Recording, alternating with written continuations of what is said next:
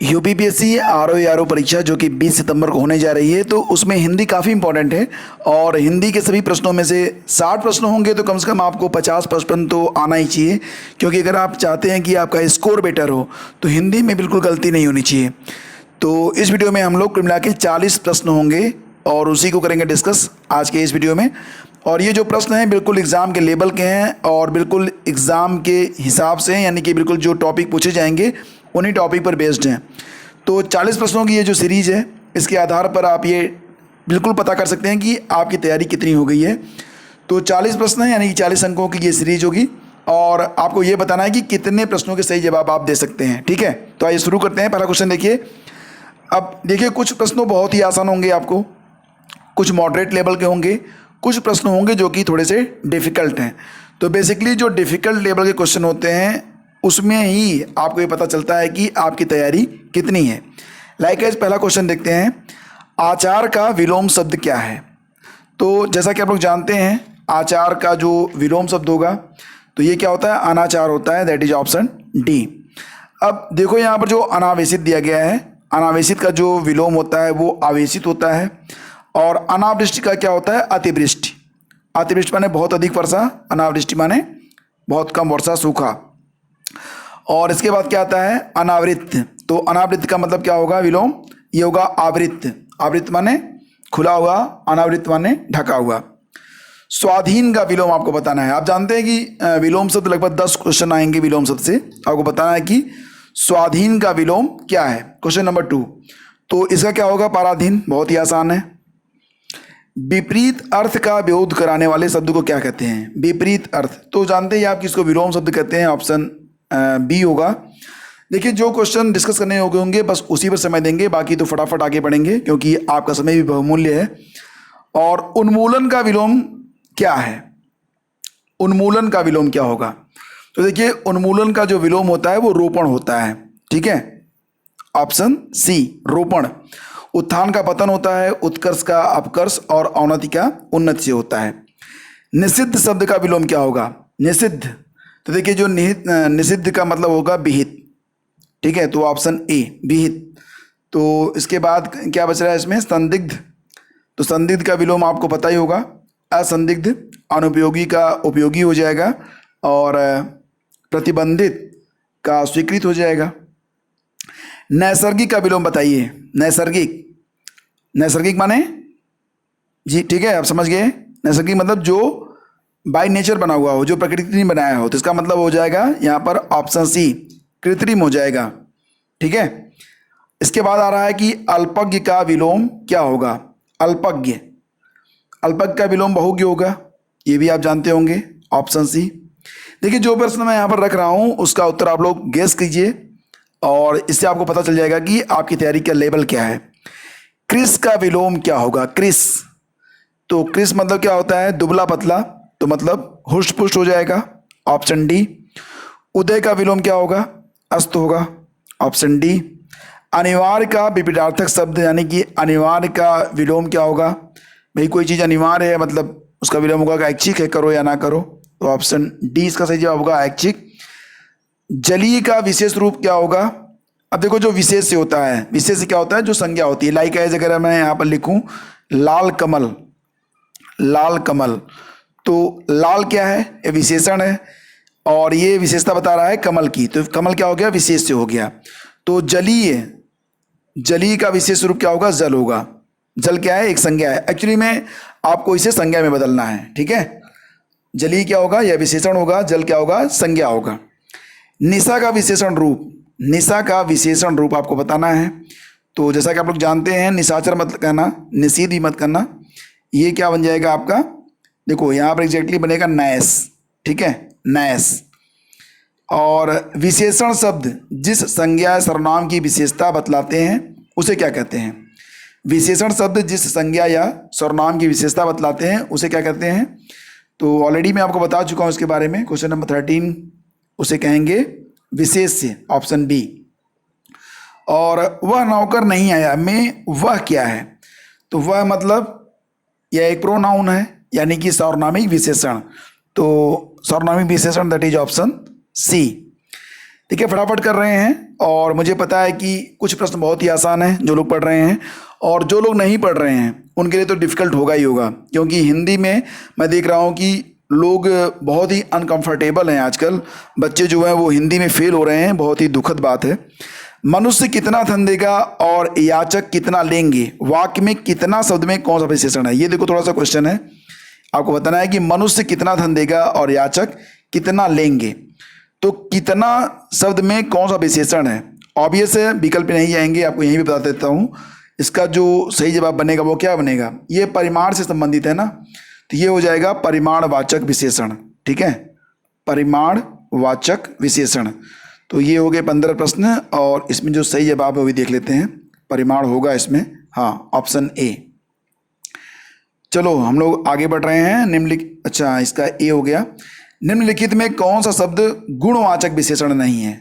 गुणवाचक मतलब कौन सा ऐसा शब्द है जो कि गुण को नहीं दर्शा रहा है? तो देखो यहाँ पर जो दूना शब्द है ये गुणवाचक नहीं होता है। ठीक है, तो दूना क्या है? जिस शब्द से संज्ञा का गुण, दशा, स्वभाव आदि लक्षित हो उसे कहते हैं ना गुणवाचक विशेषण।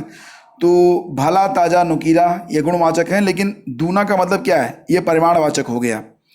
श्याम मोहन से अधिक ईमानदार है, तुलना हो रही है। श्याम मोहन से अधिक ईमानदार है, इसमें विशेषण क्या है? तो ईमानदारी की विशेषता बता रहा है अधिक शब्द, तो अधिक क्या है? यह एक विशेषण है, तो that is option C. Next है कि 10 क्विंटल गेहूं खरीद लिया है, में विशेषण किस कोटि का है? 10 क्विंटल। अब देखो यहाँ पर गेहूं की विशेषता क्या है? उसका परिमाण है, दैट इज 10 क्विंटल। अब देखो ये जो है ना, ये संख्या को बता रहा है, एक तरीके से ये संख्या को बता रहा है, यानी कि परिमाण को बता रहा है, तो ये गुण नहीं है। ये बनेगा क्या? ऑप्शन ए, परिमाणवाचक विशेषण। 4 लीटर दूध में कौन विशेष्य है? 4 लीटर दूध, तो ऑब्वियस है इसका उत्तर क्या हो जाएगा? दूध हो जाएगा। ठीक है, दूध क्या है? संज्ञा है, तो ये क्या हो जाएगा? विशेष हो जाएगा। जबकि 4 लीटर क्या होगा? 4 लीटर ये विशेषण हो जाएगा। और इस घर में 15 लोग रहते हैं, इस वाक्य में कौन सा विशेषण है? इस घर में 15 लोग रहते हैं। देखो आपको ये अच्छी खासी प्रैक्टिस हो जाएगी, एग्जाम में आपके बहुत काम आएगी ये। तो इस घर में 15 लोग रहते हैं, इस वाक्य में कौन सा विशेषण है? तो देखो जो 15 लोग के बारे में बात हो रही है, 15 लोग, ठीक है, इसका मतलब हो जाएगा कि ये संख्यावाचक विशेषण है, यह संख्या को दर्शा रहा है, दैट इज संख्यावाचक। अब क्वेश्चन नंबर 21 से 30 तक चलेंगे। ठीक है, और क्या है? नीचे के प्रत्येक वर्ग में दिए गए विकल्पों में से तत्सम शब्द का चयन करना है आपको। जो तत्सम शब्द है उसका चयन आपको करना है। सांप, यहाँ, मौसी और मुष्टि में तत्सम क्या है? तो देखो जो सांप का जो तत्सम होगा वो क्या होगा? वो होगा सर्प। यहाँ का क्या हो जाएगा? यहाँ आओ, मतलब अत्र। और मौसी का क्या होता है? देखो मौसी का बहुत कम लोग जानते होंगे, ये होता है मातृश्वसा, मातृश्वसा। और मुष्टि, मुष्टि का मतलब आप समझ रहे हैं, ये मुट्ठी से होता है, तो ये हमारा सही जवाब है। मुष्टि पहले से यहाँ पर तत्सम है। अब क्वेश्चन नंबर 22 को देखो। रत्ती का मतलब क्या होता है? रत्ती का हो जाएगा रक्तिका। क्या हो जाएगा? रत्तिका। रश्मि बच रहा है, तो रश्मि भी देख लेते हैं। रश्मि का मतलब होता है रस्सी से। ठीक है, इसके बाद क्या है? अच्छा हाँ, रश्मि जो है ना, यही आपका उत्तर होगा। ये तत्सम है, इसका तत्व क्या होगा? ये रस्सी हो जाएगा। ठीक है, और इसके बाद क्या है? आप देख रहे हैं ऑप्शन बी, रखना। रखना का मतलब क्या होता है? रक्षण से। और रास, रास का मतलब क्या होता है? राशि से। ठीक है, राशि। चलो आगे बढ़ते हैं, क्वेश्चन नंबर 23 पे आते हैं। शक्कर और विछोह, लोचन और लौंग, इसमें से जो तत्सम है वो आपको बताना है। तो लोचन जो है ये मतलब लोयन का तत्सम रूप है, लोचन जो है तत्सम हो जाएगा। जबकि शक्कर के बारे में बात करें तो इसका जो तत्सम होता है वो क्या होता है? ये शर्करा होता है। विक्षोभ का क्या होता है? विक्षोभ होता है, विक्षोभ। और लौंग का क्या होता है? लौंग का होता है लवंग। ठीक है, लवंग, लौंग लवंग का तद्भव रूप है। जबकि लोचन जो है ये लोयन का तत्सम रूप है, तो ये हमारा सही जवाब है। नेक्स्ट देखिए, हस्तिनी, नैन, बच्चा और बहिरा। हस्तिनी, नैन, बच्चा और बहिरा, तो नयन जो है ये किसका है, ये नयन का होगा, ठीक है। और बच्चा ये क्या होता है, ये वत्स कहा जाता है, वत्स माने बच्चा। और बहिर मतलब बधिर, ठीक है, बधिर। तो यहाँ पर लोचन सॉरी हस्तिनी जो है ये हथिनी का तत्सम रूप हो जाएगा, ऑप्शन ए। चलिए 25 पे आते हैं। अमीय, अनाड़ी, आम्रचूर्ण और अनूठा। तो इसमें आम्रचूर्ण मतलब अमचूर का तत्सम हो जाएगा, तो दैट इज ऑप्शन बी। और उसके बाद क्या है 26, अगहन का जो तत्सम होता है वो क्या होता है, बहुत कम लोग जानते होंगे। अग्रहायण क्या होता है इसका, अग्रहायण। अग्रहायण माने अगहन, अगहन का महीना होता है। अपाहज माने अपाद हस्त, अपाद हस्त। और अनूठा, अनूठा क्या होता है, अनूठा। तो देखो यहाँ पर अच्छा नहीं, अनूठा तो आगे बढ़ गए हम। चलो ये देखते हैं, अगहन का अग्रहायण हो गया, और उसके बाद अपाहज का अपाद हस्त। अपना का क्या होता है, ये हो जाएगा आत्मनः, आत्मनः। और अक्षवाट, अक्षवाट ये क्या होता है, ये अखाड़ा का तत्सम है, तो अक्षवाट यहाँ पर तत्सम है। चलो क्वेश्चन नंबर 27 पे आ जाओ। और क्या है, उड़, उगना, उज्ज्वल और उगना। उड़, उठना, उज्ज्वल और उगना में आपको बताना है कि तत्सम कौन सा है, उड़, उठना। अब देखो यहाँ पर ऑब्वियस है कि इसका सही जवाब है उज्ज्वल, ये उजला का तत्सम है। अगर उड़ का बताएं तो उड़ का क्या होगा, ये उड होता है ना, उड, उड। देखो अगर मैं गलती करूँ तो बता देना आप। और उठना का क्या होता है, उठना। तो देखो ये उत्तिष्ठ का होगा ना, उत्तिष्ठ। उसके बाद उगना, उगना क्या होता है, उद्गत, उद्गत। उद्गत का जो तद्भव होता है वो उगना होता है। तो ये हो गए आपके 27 प्रश्न। चलो आगे बढ़ते हैं।